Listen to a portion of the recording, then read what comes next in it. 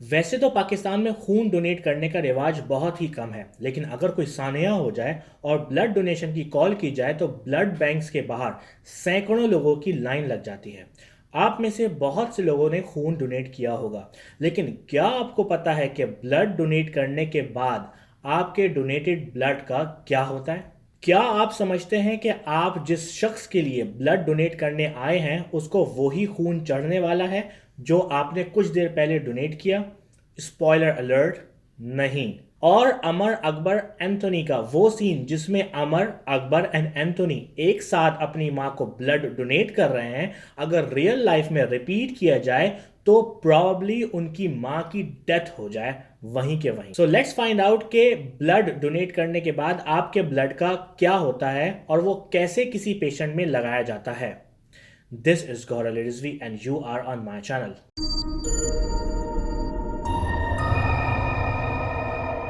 सबसे पहले तो मैं कुछ मिसकंसेप्शंस दूर कर दूं।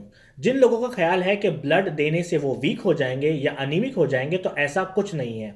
जब ब्लड देने वाला मींस के डोनर खून देने के लिए तैयार होता है तो उसके टेस्ट किया जाता है कि क्या वो अनीमिक तो नहीं है या ब्लड डोनेट करने के बाद वो वीक तो नहीं हो जाएगा। और जब ये बात मेक श्योर कर ली जाती है कि ब्लड डोनर की लाइफ को कोई खतरा नहीं है तो ही उससे ब्लड दिया जाता है। और यही नहीं, ब्लड बैंक्स ब्लड लेने से पहले मलेरिया, हेपेटाइटिस, HIV का टेस्ट भी करते हैं ताकि मेक श्योर किया जाए कि ब्लड एक हेल्दी डोनर से लिया जा रहा है। क्या आपको पता है कि एक ब्लड बैग में तकरीबन 400 ml की कैपेसिटी होती है, जिसमें से 50 ml तो सिर्फ वो लिक्विड होता है कि जो खून को जमने नहीं देता, जिसको एंटी कोआगुलेंट कहते हैं। जिसका मतलब यह है कि आप ब्लड डोनेट करने के दौरान सिर्फ 350 ml तक ही ब्लड देते हैं। तो क्या आपको पता है कि एक हेल्दी बॉडी में कितना ब्लड होता है? तकरीबन 5000 ml, यानी कि 5 लीटर। 350 ml ब्लड आप सिर्फ और सिर्फ 1 या 2 हफ्ते में ही वापस बना लेते हैं, लेकिन आपको फिर से ब्लड डोनेट करने के लिए वेट करना पड़ता है तकरीबन 12 से 16 हफ्ते।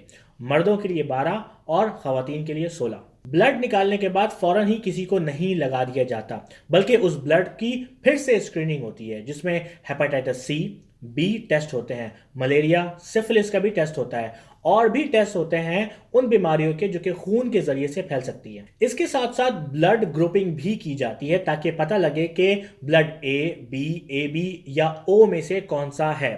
आज की वीडियो में हम ब्लड ग्रुप्स को डिस्कस नहीं करेंगे।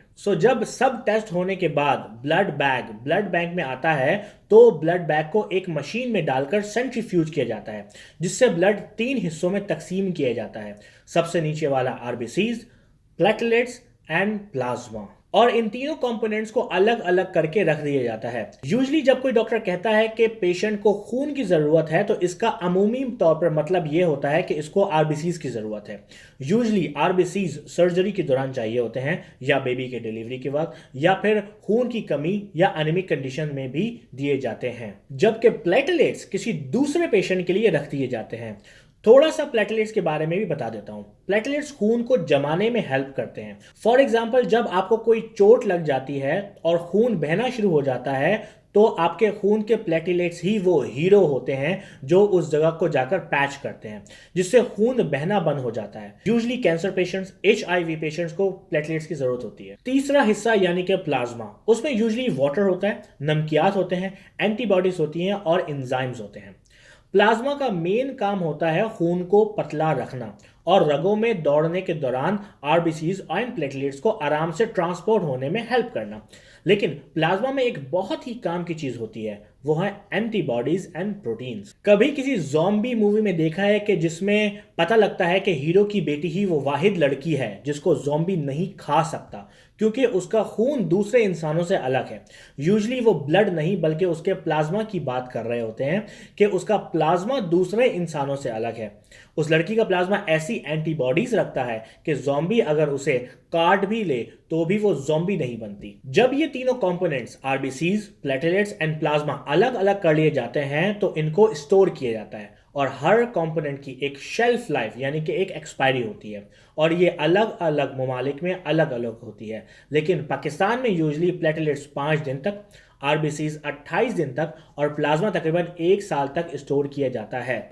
यहां एक बात मैं वाज़ेह कर दूं, 28 दिन के बाद ब्लड खराब नहीं होता, बस वो पेशेंट को लगाने के लिए मौजू नहीं होता। मींस कि किसी को 20 दिन पुराना या इवन 27 दिन पुराना भी ब्लड लगाया जाए तो ये सही होगा, क्योंकि आरबीसीज की यूजली उम्र 90 दिन तक की होती है। तो जिनको ब्लड लगता है उनकी बॉडीज में वो अपना काम नॉर्मल ही करेंगे। इसी वजह से अमेरिका में तो 35 दिन पुराना ब्लड भी इस्तेमाल कर लिया जाता है। सो आरबीसीज एंड प्लेटलेट्स तो यूजली उसी इलाके में इस्तेमाल कर लिए जाते हैं जहां से वो कलेक्ट होते हैं, क्योंकि इतना टाइम ही नहीं होता कि इनको ट्रांसपोर्ट किया जाए। लेकिन प्लाज्मा पूरी दुनिया में भेज दिया जाता है जहां जहां उसकी जरूरत होती है। एक और दिलचस्पी की बात यह कि जब आप किसी को ब्लड डोनेट करने जाते हैं तो ब्लड बैंक आपका ब्लड स्टोर कर लेता है और तकरीबन 20 से 25 दिन पुराना ब्लड आपके पेशेंट को लगा देता है। और जैसे मैंने ऊपर एक्सप्लेन किया कि it's very normal and even good, क्योंकि बायोलॉजिकल फ्लूइड्स की शेल्फ लाइफ एक बहुत ही बड़ा चैलेंज होती है। यही नहीं, इसीलिए ब्लड बैंक्स एक दूसरे से बहुत ज्यादा कनेक्टेड रहते हैं, क्योंकि वो अपने एक्सपायर होने वाले ब्लड एक्सपायरी से पहले ही किसी दूसरे ब्लड बैंक को भिजवा देते हैं ताकि वो इस्तेमाल कर सकें।